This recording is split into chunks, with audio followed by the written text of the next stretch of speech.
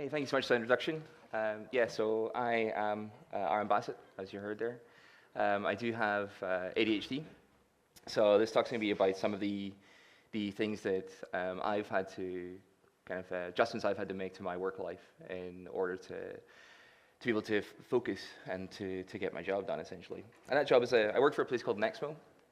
I'm not going to give you like the entire sales pitch, that's not what I'm up here to do today. If you're interested in what we do, we do have a booth out there. What I do want to point out, though, is I wouldn't be here without them. Like, not just being able to do this conference, being able to do the job that I do. Like, I'm very supported by them, and in fact, I do have a mental health issue. They're very supportive about me coming out to the community and talking about having a mental health issue. So, you know, they're paying me to be here today, to come up here to talk to you about mental health and not about what we do or what products we sell. So I'd really appreciate it if you do have a couple extra minutes to come find us in the booth and find out more about us. Okay, so who am I? So this is me. I think I was maybe about like 5 years old in this photo. Yes, I was incredibly cute. No, I have no idea what happened either. I had a pretty normal childhood. But I grew up during the 80s.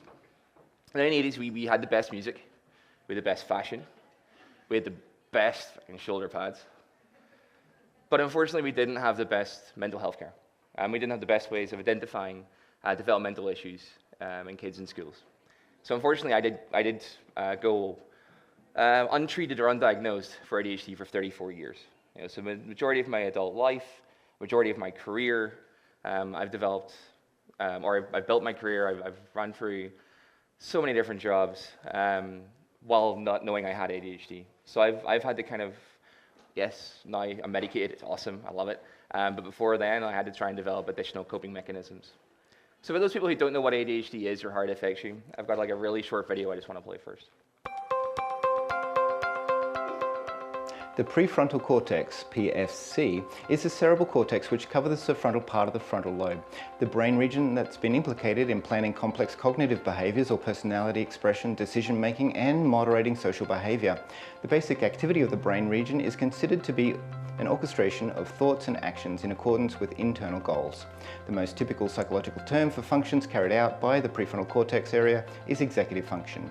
Executive function relates to the abilities to differentiate among conflicting thoughts, determine good and bad, better and best, same and different, future consequences of current activities, working toward a defined goal, prediction of outcomes, expectations based on actions, and social control. That is, the ability to suppress urges that, if not suppressed, could lead to socially unacceptable outcomes. The frontal cortex supports concrete rule learning, while more anterior regions along the rostral caudal axis of the frontal cortex support rule learning at a higher level of abstraction. Okay, so that's kind of a bit of an overview then of what the prefrontal cortex is. And in ADHD, your prefrontal cortex doesn't develop at the same rate as somebody who's neurotypical. So the image up there, that's showing essentially a comparison between the mass of the prefrontal cortex in somebody who is neurotypical and somebody who has ADHD. So the glowing areas there is where we see a difference in mass. So essentially my prefrontal cortex isn't as developed as somebody who would have a neurotypical brain. And that sounds pretty awful, and it does kind of really impact your day-to-day life. It does have some benefits, however.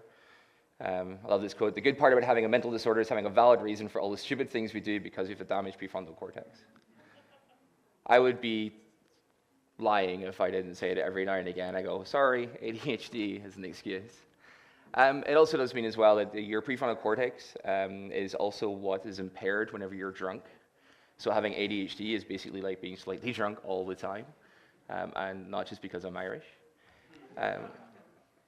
It also, as you saw in the video, it affects a bunch of stuff, including your social control. So if I can manage not to break the code of conduct, then none of you have any excuse. One of the other things it does impact as well is dopamine. So dopamine is this. Your dopamine is essentially your brain's reward system. It's this way of saying, you know, good job. You know, anytime you go to the gym or you take off a Jira ticket or you do something where your brain goes, hey, this is going to help your survivability, you get a nice little kick of dopamine. You know, and dopamine is what helps you to start to build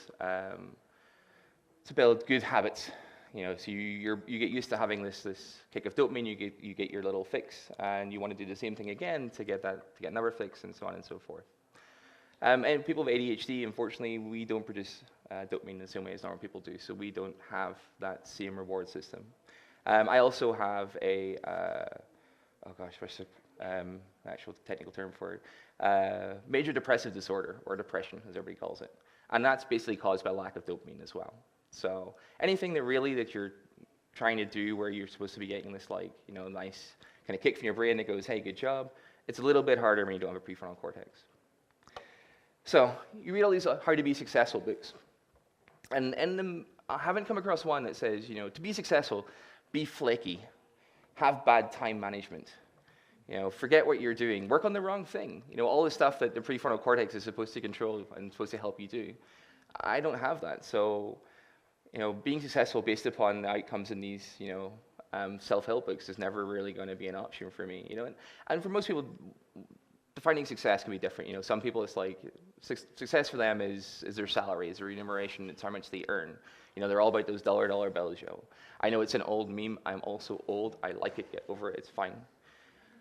For some people, it's maybe power or success in the workplace. You know, they want to move up the corporate ladder, and that's how they view their own success. Hopefully, for some people, they view success as being able to help others. You know, for me, how I find my success in business is just avoiding being bored. You know, that's my biggest indicator. If I'm currently feeling that I'm bored in a job, then I know that I'm not being successful, neither for myself or for the company I'm working for. I'll give you kind of like a little story about just how often I do switch jobs. Everybody here kind of is in tech probably, or at least tech adjacent. You know that normally you start a new job, first thing they do is they give you the t-shirt, they give you the hoodie, they give you the baseball cap, you know, all branded, turn you into that giant walking billboard, you know. My friends used to joke that I really must dislike clothes shopping, because as soon as a t-shirt would get tatty, I would just go get another job. Big shout out to Nexmo. They gave me 2 hoodies when I started. They've doubled my life at that job. But yeah, for me, it's like I just want to avoid getting bored. And what I mean by getting bored is I want to hit these flow states. You know, if I'm not focused on what I'm doing, then my attention's going to be all over the place. I'm not going to feel fulfilled. I'm going to be bored, essentially. So it's a really interesting book by a guy called Cal Newport that I've read, that I've skimmed, let's be honest. I've got ADHD. It's really hard to finish an entire book. But in this book, he talks about this thing called deep work. And for him, deep work is these 3 elements. You know, so deep work equals time times focus. You know, so if we look at this equation, we can't really change the time part of it. You know, some people, we sometimes try to do it. You know, we'll hit crunch period and we'll increase our hours from a 40-hour week to a 60-hour week. You know, we're trying to make the T side of that equation larger. But it's unsustainable. Really, the T is fixed. You know, so if we want to increase the amount of deep work, of high-quality work that we're producing, then the only thing that really that's within our control is focus. You know, we need to increase the amount of focus that we have. And that's actually one of the things I really hate about the description for ADHD. You know, it's attention deficit disorder. If anything, I don't have a deficit of attention. I've got way too freaking much attention. I just don't have the ability to focus that attention on where it's required. You know, sometimes I'll not be able to focus it at all, and I'll get nothing done. Other times I'll focus it on, like, the world's best researched Reddit comment. You know, and it's trying to figure out where that focus should be. And if I'm constantly fighting with myself about what I should be focusing on or how I should be changing my focus, then eventually I'm going to run out of spoons. For people who are not familiar with the spoons metaphor, it actually came out from people who have chronic pain. You know, so it was a metaphor to explain how they got through the day. So at the start of the day, you have a certain number of spoons. Say you have 12 spoons. Okay, and as you progress through your day and you complete tasks, that costs you a spoon. You know, so you get up in the morning, there's a spoon. You have a shower, that's a spoon. You go to work, that's a spoon. You know, all these small things you do throughout the day, you have to pay for each of them in spoons, which essentially is willpower. You know, it's for each thing that you do that you're forcing yourself to complete, it's going to sap a little bit of that willpower. Now, each person has a fixed amount of spoons that they can spend each day. Sometimes you can borrow some spoons from tomorrow, but eventually you have to pay them back and sell your books. And it's, as well as spoons, you know, creativity is not a faucet. We can't just turn it on any time that we want. You know, sometimes you're not going to be productive. Sometimes it's just not going to happen. You know, you can sit there and you can stare at the screen for as long as you want. and nothing's going to happen because it's not a faucet. It's not something that you can just turn on anytime you want to. You know, there's a lot of factors that go into being productive and being focused. And sometimes you're just going to have to go, hey, it's not going to happen for me today. I'm going to go do something else. I'm going to go like walk the dog. I'm going to go watch a trashy TV show or play some Xbox or do something, anything to stop you sitting there burning spoons while you try to turn the faucet on. But unfortunately, what we actually end up doing is what he calls shallow work. So in the absence of deep work, what we tend to fall back on is shallow work. So shallow work is where you're just doing anything to appear to be productive to the other people in the office. We're so conditioned now to feel that we have to be seen to be productive all the time that we actually create work. You know, we send those emails, we write that memo, we schedule a fucking meeting. You know, we do anything that makes it appear to the other people in our offices that we're being productive that day, when actually we're not doing anything. We're just burning spins, we're spinning our wheels, we're not getting anything done. And it's like the expectation of that is throughout our entire industry. So this is a tweet, it was just before Christmas, I think, 2017. Nathan Hubbard, for anybody who's not heard that name before, he's Stanford educated. He was a VP at Twitter. He was CEO of Ticketmaster. You know, this is somebody who's like at the pinnacle of business. And this is what he was saying. He's like, you know, whatever you're hustling for, take note. Most companies are shut down until 2018. So he's saying like, this is Christmas period. All companies are closed now until 2018. That means you get 2 extra weeks to outwork your competition. That's 3.8% more time. For perspective, Usain Bolt won his gold medals running 1.2% faster. These 2 weeks are a gift. Get to work. It's fucking Christmas, dude. Give it a break. Like, seriously, we're so ingrained now that we have to be productive all the time that you like can't even take a break at Christmas? No, this is not how we're supposed to be. This is not how we're going to be productive either. So you get that extra 2 weeks at Christmas where none of your vendors or anybody else is available, so you're probably not being very productive as it is, and then suddenly you're burnt out in January. No, take the 2 weeks off. Go relax. Thankfully, not everybody sees it this way. This is another quote from Jason Fried, the co-founder of Basecamp. I love it. He's like, workaholics aren't heroes. They don't save the day. They just use it up. And for me, that really sums up this whole idea of shallow work. Just because somebody's there in the office all day, every day, doesn't mean that they're actually being more productive. It just means that they're using the day up. For my own personal experience, I once worked for an ed tech company, and I had a 2-hour commute each way every day. And I was like getting really, really burnt out on the work. It was really, really difficult work, lots of technical debt. Everything was running way behind, but I still needed to be seen to be there every day. You know, I felt if I didn't come in, be sat in that seat, I was letting the team down. And this is not an exaggeration. I once came in and spent 8 hours staring at that. That's actually my literal terminal. Isn't a unicorn cute? But I sat for 8 hours. I didn't go for lunch. I didn't get up to get a drink. I did nothing. I sat and I stared at that screen, at that blinking cursor for 8 hours, willing myself to be productive. But I was so burned out that I just couldn't concentrate. There was no way at all that I was going to get anything done. In fact, I wasn't like being successful. You know, I wasn't helping the company's mission or anything like that. In fact, I was a detriment to my team. By sitting there, I was part of that sprint, which meant that I was supposed to be taking on some of the tickets, which meant that actually our burn down charts would have been better if I wasn't there. You know, all I was doing was just keeping a seat warm. You know, but we tend to focus on the shallow work because deep work is hard. You know, it's difficult to get into these flow states. You know, so if something's difficult and there's something easier we can be doing, sometimes we just take the easy route. And it becomes self-perpetuating.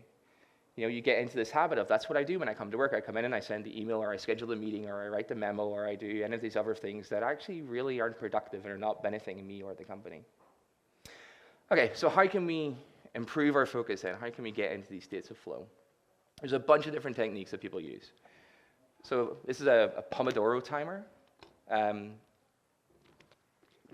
Essentially, it's a kitchen timer that you set for 15 minutes, 20 minutes, whatever time period you want to use. And whenever the timer goes off, you take a 5-minute break. You set it for 5 minutes, it goes off, you take your break. When it goes off again, you set it back for 20, and so on and so forth. Doesn't work for me. I'm building in like a distraction every 15 minutes. You know, I've barely opened up my editor and remembered which file I'm working on by the start of 15 minutes. And then this thing goes bing, and suddenly I'm like, oh crap, right, I've got to take a break for 5 minutes, and I come back off my break, and I go, what was I doing? Oh yeah, I was on Hacker News, wasn't I? No, I was on Twitter. Yeah, it just doesn't work. I spend the entire time just trying to remember what I was doing rather than actually getting anything done. Then you have get things done. It's another really popular one. Get things done is a workflow that you go through anytime a task comes in where you're basically going, can I work on this now, or does this need additional information? And you follow the workflow and you put it into these little buckets to get work done later. And that's essentially the problem with it for me, is just putting things into little buckets that I will then totally forget about. The only thing I actually really like from this is the can you do it in under 2 minutes? And if you can, you should just do it there and then. Last time I gave this talk, I said that I follow that rule. Now that my colleagues are in the audience, I'm going to say I try to follow that rule. But yeah, that's the only part I really take away from this that kind of helps for me, is that if it's under 2 minutes, just try and do it there and then. Then we have bullet journals. Bullet journals are excellent. I have no idea if they actually work as for to-do lists and stuff, but they look beautiful. These things are like an art form. I don't know if is this person's job, is just to make really pretty notebooks? I don't think I would ever have time to get anything else done from this. I'd be like, oh, you know what? I'm gonna get my color scheme together. Then I'm gonna do some stationery shopping. I'm gonna get some new color. Oh, it's gonna be awesome. And I would never get any work done at all. But they are beautiful. They really are. If you're somebody who can actually use one of these, I'm so jealous. I would love to be able to do that, but unfortunately I can't. Oh, one thing I did discover is that they're now not called bullet journals. Apparently they're bujos. Like freaking J-Lo or Kimye. I don't think I'm hipster enough for those. Eat the frog.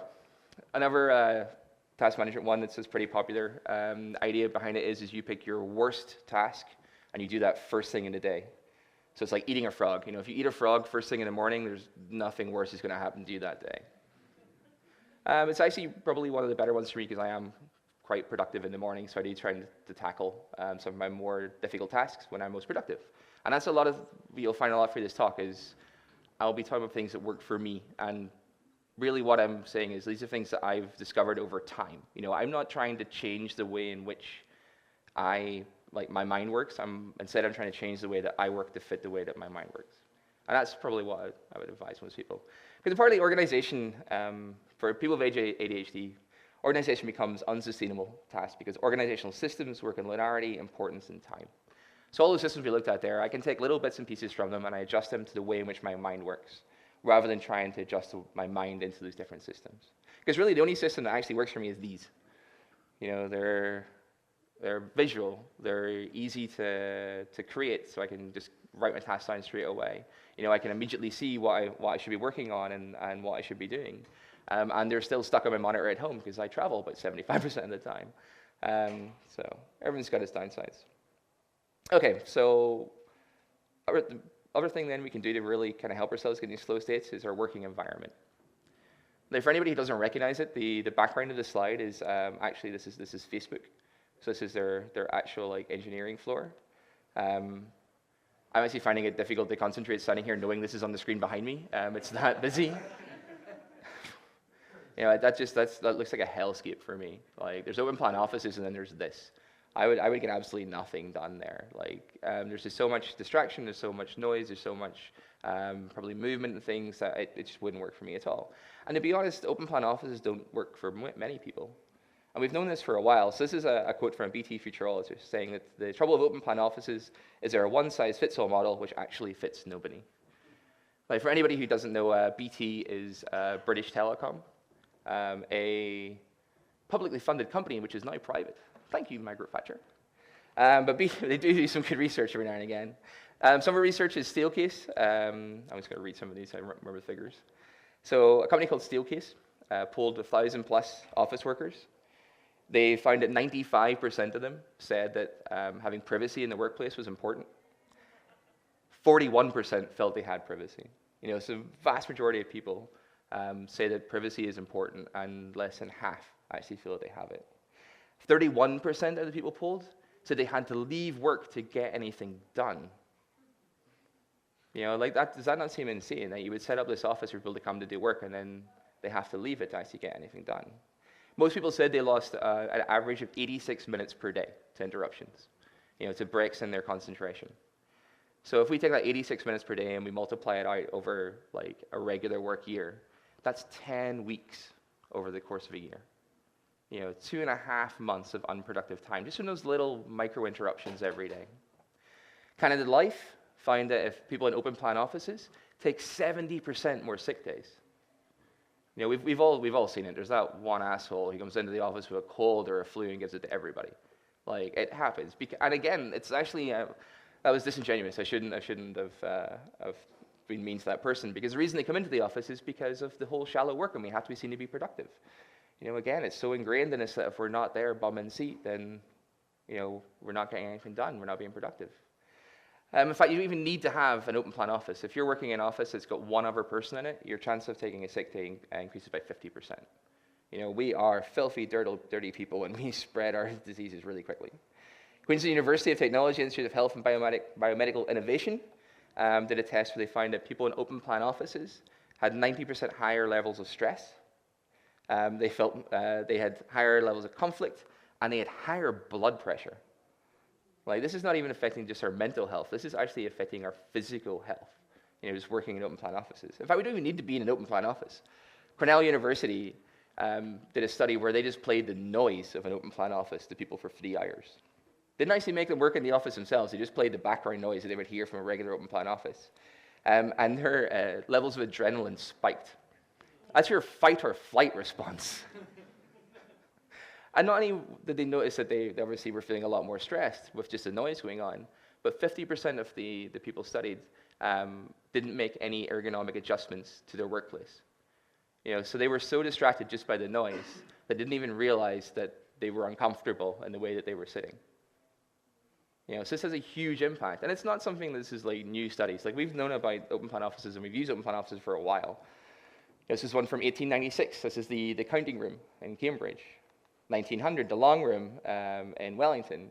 1902, this is an architecture and interior design firm. 1939, this is probably actually the only open plan office where I would enjoy working. This is Frank Lloyd Wright's Cathedral of Work. So this is probably the pinnacle of open plan offices. It's designed to look like a forest canopy, with lots of natural light coming through it. Each of the tables, or each of the desks that we see there, were individually designed to maximize the space, but while still allowing kind of free movement between departments. Like, if you're deciding for your business that you're actually going to go co-located and you're going to have an open plan office, this is what you need to be aiming for. If you can't manage to do this, and just don't. Because we get lots of these copies, and normally when you make a copy of something, like, it's just not going to turn out anywhere near as good. 1968, Henry Miller came along with the Action Office. Well, he likes to say he came along with the Action Office. He actually stole it from a German firm where they called it organic offices.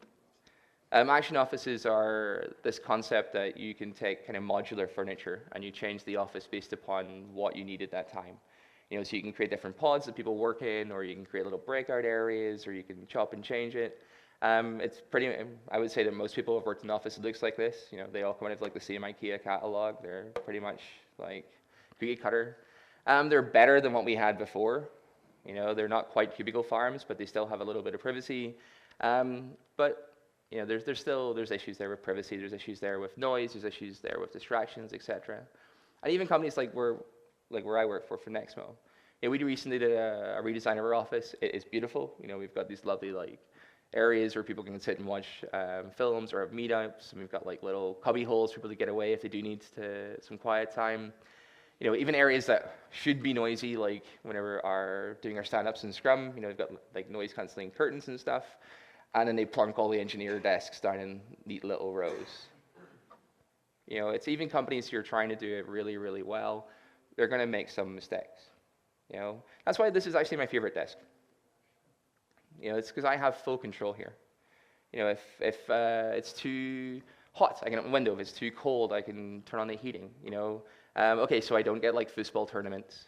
I don't have a fridge full of Sprite and stuff. But I do have full control of what's there. I have a second laptop that all it's doing is showing Arrow, the TV series. The ADHD part of my brain is sometimes like a small child. You know, it's just sitting there like ask me constant questions, looking for input while I'm trying to get some work done. So like any good parent, I just turn on Netflix and just plunk it down in front of it and ignore it. These trashy TV shows are just the right level of like stimulus with like actually being distracting. They're great. I've gone through the entire Marvel universe doing this. It's fantastic. But the whole point is I've got control. You know, if I want to dance about in my zombie freaking slippers, I can. You know, this is all stuff I can't do in the open plan office. Well, I could, but probably only once. But here, I can control that environment, and it makes such a difference. You know, okay, zombie slippers aside, things like being able to control the temperature, being able to control the light, being able to, you know, to take a break and not feel guilty about it whenever you need to. So if you want to go play some Xbox or watching TV or whatever, all these minor adjustments are things that will distract you and will prevent you from hitting flow. You know, it may seem like a very, very small thing to be able to ensure that, you know, your temperature is set just the way that you want. But if anybody's ever tried to work in an environment where it's too hot or too cold, it's incredibly distracting. You know, you need to remove all this external stimulus that is potential to distract you from what you actually want to do. The second thing then is routine. So once we get our area set up the way we want it, we're removing all our barriers to getting into flow. The next thing then is routine, is training your brain that, you know, this is work time now. This is when I should be getting into flow. This is when I should be concentrating. For me, this is kind of my optimum. You know, so I get up early. I said that's when I can concentrate the best, so I get like some work done. Between like 8 and 10 is when kind of the rest of the world is now going out to work and stuff, and it starts to get noisier. After 10 to 3, then I'm back at work again. You know, I'm concentrating as well as I can, and then by 3 o'clock, I'm pretty much done. I'm out of spoons. I don't have any concentration left, so I don't force it. You know, that's the time I'm going, okay, I now recognize that this is the best times for me to work, so this is the times that I should be working. Let's not try and force it into different time slots. And then I've got like usual kind of gym and stuff like that. And part of trying to build this routine up is because, as I said, you got that whole dopamine thing and the U-rock, and without that, you've got to really be very strict about your routine yourself. You know, if you don't have the ability to, or if you don't have the chemical kick from your brain to help you build these routines, then it's something you're going to have to be pretty strict on when doing it manually. For me, unfortunately, it's a little bit more difficult. This is all the travel I could remember from this year so far. So trying to keep this kind of schedule tends to be a bit problematic, but you do what you can. Okay, so all of this really counts upon you being able to control your environment, control when you work as well. So most people are like, well, my manager's not going to let me do that. You know, they're going to want me in the office between 9 and 5, like sat in front of my desk, because that's obviously what a manager's job is. You know, they're just a glorified clock in, clock, obviously. You know, but it's not. Like a manager's job is this quote. It isn't about walking around and seeing if people are in the offices. You know, it's about creating conditions for people to do their best work. You know, any good managers I've worked with, that's really what they've seen their position to be. It's not about like making sure I'm actually doing my work. I'm an adult. I should be doing that myself. It's about ensuring that I have the opportunity to do the best work possible I can. And sometimes you know, it's really easy to do that. You know, equipment. You know, you see all these job ads for technical roles, and it's like, you know, you'll get the latest MacBook.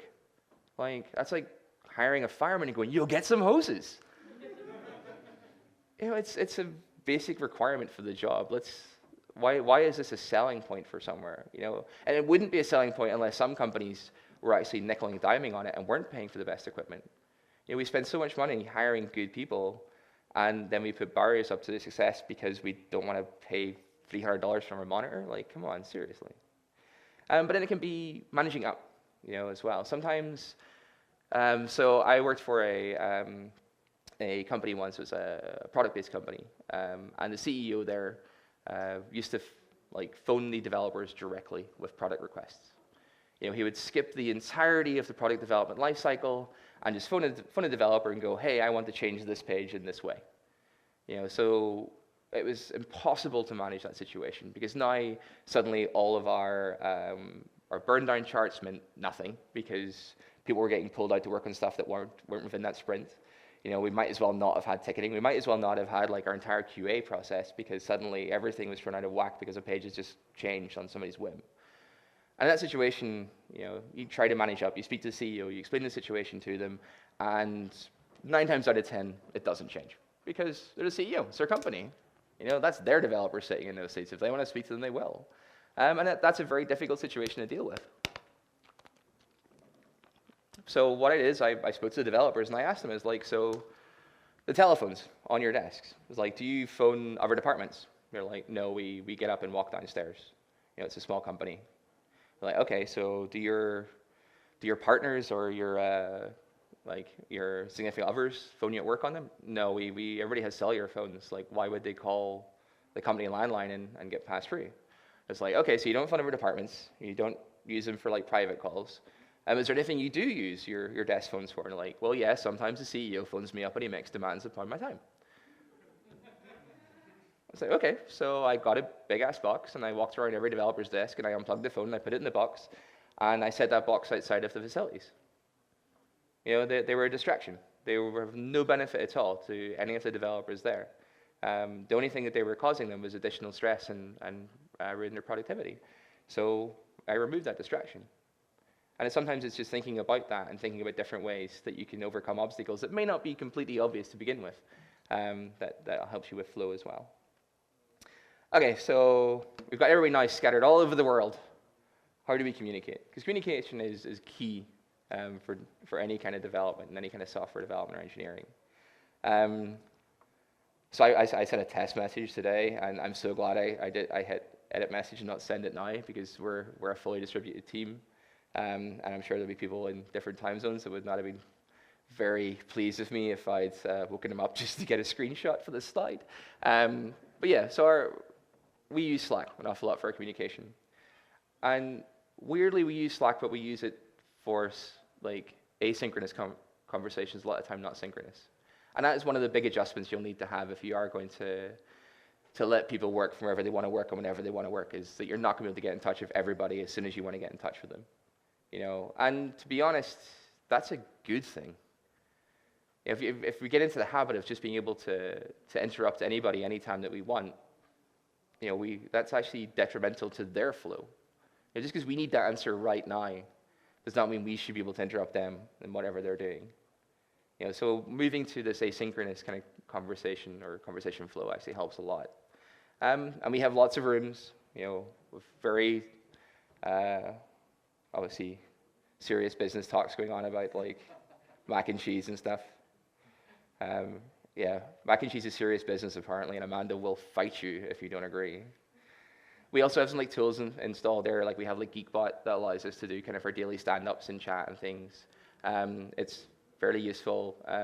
Apart from it's really patronizing, it's yes, you got a crippling self-doubt, and it's great, have a nice day. But it helps. Everybody's updated what people are doing. We don't need to be phoning them up all the time and finding the status of some things. Even we use it as our water cooler as well. We keep up to date because we are a remote team and we don't see each other very often. Mostly just these kind of conferences. So it is kind of nice to be able to keep updated with people are getting up to. And then for projects, we use channels. We use a lot of different channels. And they're really useful because it means then that all the conversation is kept in one place, and you don't need to be a member of all the channels all the time. You can just dip in and out as you need them. So if you suddenly get added to a different project, you can load up that channel and you can get caught up on what's being discussed. And I have quite a few different ones in there. I have some that are just muted as well, and as you can see, I don't read all of them all the time, but it's a really handy way to communicate between the teams. Okay, so the last thing I want to talk about then is kind of planning. So all of this stuff is best case scenario, So you're controlling when you work, you're controlling where you work, you're controlling how you work. And that's going to be fine 90% of the time, but then what about during crunch? We've all heard of crunch, that period of time before some big release or there's some deadline looming or something, and suddenly it's all hands on deck, we need to get this done right now. And during periods of crunch, then can we just turn that creativity faucet on? I did want to mention one thing. If people have been following this whole thing about Red Dead Redemption 2, where they work 100-hour weeks, 100-hour weeks, what the fuck? How can anybody think that is in any way at all reasonable to have someone working 100-hour weeks? It's just not sustainable. They did post like a press release today whenever they got some like saying it was only for 3 weeks. Like, oh yeah, 3 weeks, that's so much better. And apparently as well, it was optional. Yeah, totally optional, I'm sure it was. And the problem is like, if we look at, so this is how productive you are during a regular 40-hour work week. And if it is tempting to go, okay, we're gonna hit crunch time, so we're gonna increase it to 60 hours. Because you are gonna be more productive. So here's like the equivalence. So it does fall off over time as you get more fatigued, then your productivity does go down. But for those first like kind of 4 and a bit weeks, you are more productive.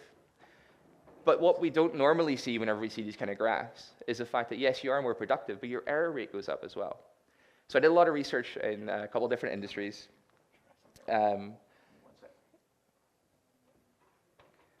Looking at different industries where they have studies on essentially error rates. So the two that were obviously had the most information available was the military and medical. Two industries where, awesome, no speaker notes. This is going to be fun. Can I change this? Perfect, thank you. Sorry, lost my timings and everything there. Panic attack. Yeah. So two industries where they've done a lot of research into error rates, medical and military. Because obviously in both of those industries, if you're starting to make mistakes, then people are going to die. The wrong people in the case of the military. And they looked at it like junior doctors. 57% of junior doctors have had or have nearly had some form of accident on the way home from their shift. After an 18-hour shift, they have their fatigue level is equivalent to a drunk driver.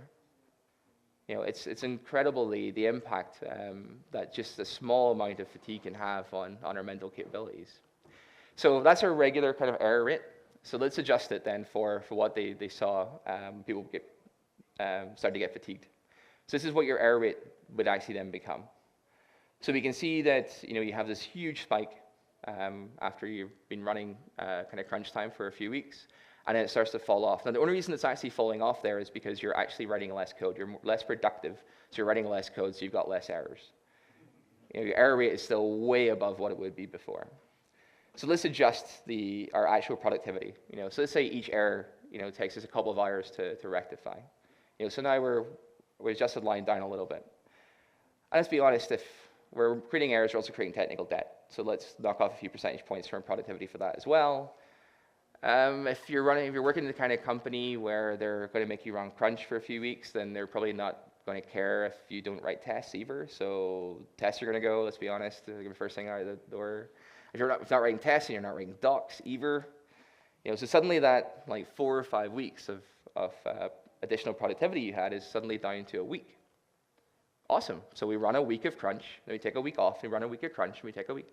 No. They discovered in the computer games industry, because who would have thought they run crunch a lot there? In the computer games industry, apparently every employee needed 2 to 3 weeks recovery time after any period of crunch time. So if you do a week of crunch, then you're going to be less productive for a fortnight to 3 weeks afterwards. So you need to really, really be sure that that's going to be a major benefit to getting something released. And again, you're probably not going to be able to produce your best work anyway, because creativity is not a faucet. You've only got so much spins, et cetera, et cetera. So the last thing you might do then is throw more people at it. This is a pretty common thing that they think we can do if you need to increase productivity, is just increase the number of people. We can't work one person into the floor, so let's work 10 instead. But what actually happens is something like this graph is what they normally say it looks like. So you add a bunch of people, productivity decreases as you have to onboard those new people, get them up to speed, and then once they're onboarded, then productivity goes back up again. What it actually tends to look like, especially if you're adding people during crunch, is a bit more like this. So you start off and then, okay, so you're running a little bit behind, so everybody's kind of a bit neutral. So you add a bunch of new people, but everybody was already stressed because it's crunch time, so they didn't really have time to onboard these new people anyway. So productivity takes a lot longer to start to recover. Starts to recover a little bit. Your project managers decide it's not recovering fast enough, and obviously it worked so well last time, let's add a bunch of more new people. So now you have people who were never fully onboarded from the last time you added new people, trying to onboard even more new people, so productivity just goes way, way down. It starts to recover a little bit again. Everybody's incredibly unhappy at this point too, because they're all stressed, and we're probably writing a ridiculous code that's incredibly ugly because nobody really knows what's going on because we've added so many new people that we don't have enough people to train anybody. And in about kind of week 10, 11, there'll be somebody on the team, probably somebody who's been there from the start, he'll just get so freaking fed up that there'll be this major heroic effort to try and get everything finished. And what's actually probably going to happen, if you're really unlucky, they'll also do a partial rewrite, and I've been in that situation before. Like, you know what this project that's running way, way behind needs? It needs us to start over. And that person is going to burn out straight away, and they're going to get like off sick or something, and then the whole, like, your productivity is just going to completely hit rock bottom, because now you've also got to deal with their partial rewrite that they just left at their backside whenever they went off, like burnout. And you might start to recover in a couple of weeks' time, but really your project's now on that slow decline to death, where it's just going to be quietly killed off because, it's run way over time, way over budget. So there really isn't any kind of any shortcut apart from planning. So that's kind of like the end of my slides. I just want to reiterate a couple little things. Remember, try to figure out what success is for you. It makes things so much easier, actually, if you're working on something that you enjoy, to get into that flow state. So figure out what you regard as success and try to work towards that. Find a company that will allow you to work towards that success, where you have team members that support you, that value squirrel t-shirts to give an ADHD talk in. Look after your spoons. And even if your brain doesn't tell you often enough that you rock, I think you do. So I'm Aaron Bassett. That's my Twitter handle. Our company Twitter handle's there as well. I don't think I'm going to have enough time for questions, unfortunately. I also know it can be a little bit awkward for people to ask questions anyway in a public forum about what is essentially a mental health talk. I am, however, going to be about for the rest of the conference, so we're going to be on a booth out there. Please come ask me any questions you want. If you want to go somewhere more private to ask me any mental health questions, I'm more than happy to get a coffee or a beer. If it's right after this talk, preferably a beer. I would much prefer writing technical talks. These things are really difficult to give. But yeah, or hit me up. My DMs are open, so if you'd rather just not do it face-to-face and just want to send me a DM, I'm more than happy to answer questions that way as well. So yeah, Aaron Bassett has been my slightly disjointed talk about ADHD. Thank you very much.